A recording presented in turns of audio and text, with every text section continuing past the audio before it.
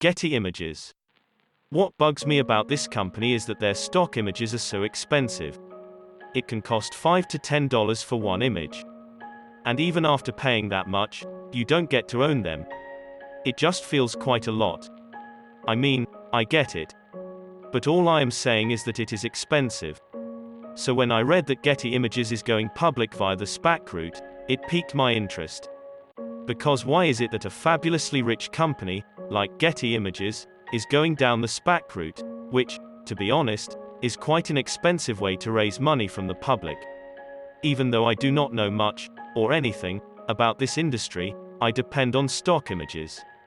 More specifically, free stock images, primarily from Unsplash, which I learned, is also a part of Getty Images. That is not a happy feeling. And sure enough, they are talking about charging money from Unsplash users. 4 really cool attributes of Unsplash, which endear it to me, are that 1. It is free, 2. Its interface is quick and intuitive, 3. It has very usable breadth and depth of stock images, at least for me, and finally, it is free. Did I say that it is free? Because it is, and that is awesome for a channel like mine, which makes no revenue, and may not do so, for some more time to come. Each video on this channel can require up to 50 images. It can get really expensive, really fast, if I have to pay $5 or $10 per image. That's up to $500 per video. And if I plan to upload 2 videos a week, that's $4,000 per month. Which will be a disaster for me.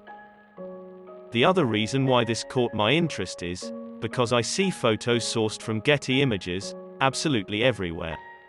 And I mean everywhere. Almost all images, on almost all reputable news websites, reporting, or opining about, almost all topics under the sun, have images which include the caption, by Getty Images. It is just a constant source of intrigue for me. I struggle to get my mind around the fact that one company has come to dominate something as innocuous, and as mundane, as stock images. And more importantly, how are stock images such a lucrative business? It must be because of the fact that it is lucrative, and profitable. People have spent time, and effort, and resources, to build an almost monopolistic business around it. And that is just bonkers. Maybe it reflects how much of an outsider I am to all this, that this simple detail is blowing my mind. I am sure, to industry insiders, it must be an obvious thing.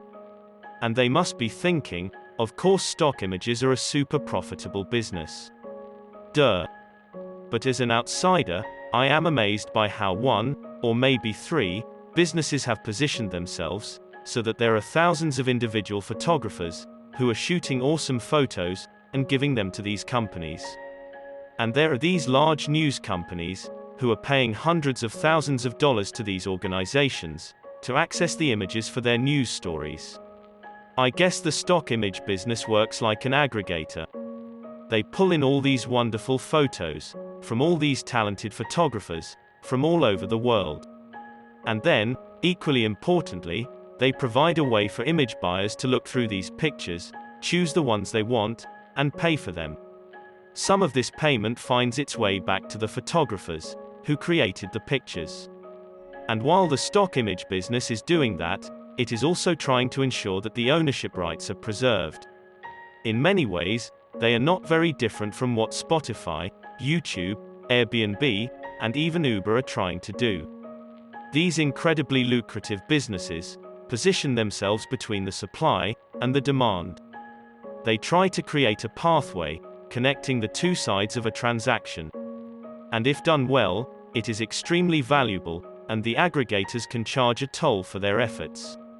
For example, large enterprises may find it challenging to source images from thousands of different individual photographers. And these individual photographers may find it challenging to monetize their efforts, if they have to chase after many different paying customers, with vastly varying requirements. So Getty Images positions itself in the middle, does a good enough job of it, and makes a cool $1 billion in revenue every year, for its efforts. So it is no surprise that the company is valued at close to $5 billion, and if things go as per plan, it is set to receive up to $1.2 billion. One might ponder, why does Getty Images need that kind of money? Aren't they quite profitable already? And what are they going to spend all that money on? Yes, indeed, the business generates a lot of money. In fact, in 2020, Getty Images generated $148 million from its operations, which is a very neat sum of money. But that is not enough for Getty Images. You see, the business has close to $1.8 billion of debt, which could be a legacy of its private equity owners in the recent past. Debt can be quite expensive and burdensome at times. Getty Images is hoping that some of that burden can be released by taking in money from new investors and the public. And because they may be running out of time, they are choosing the faster, though more expensive, option of going down the SPAC route to get that money. So that's it for this video. Please consider subscribing, as that is a huge morale boost for this tiny channel. Thank you, and I'll see you in the next one.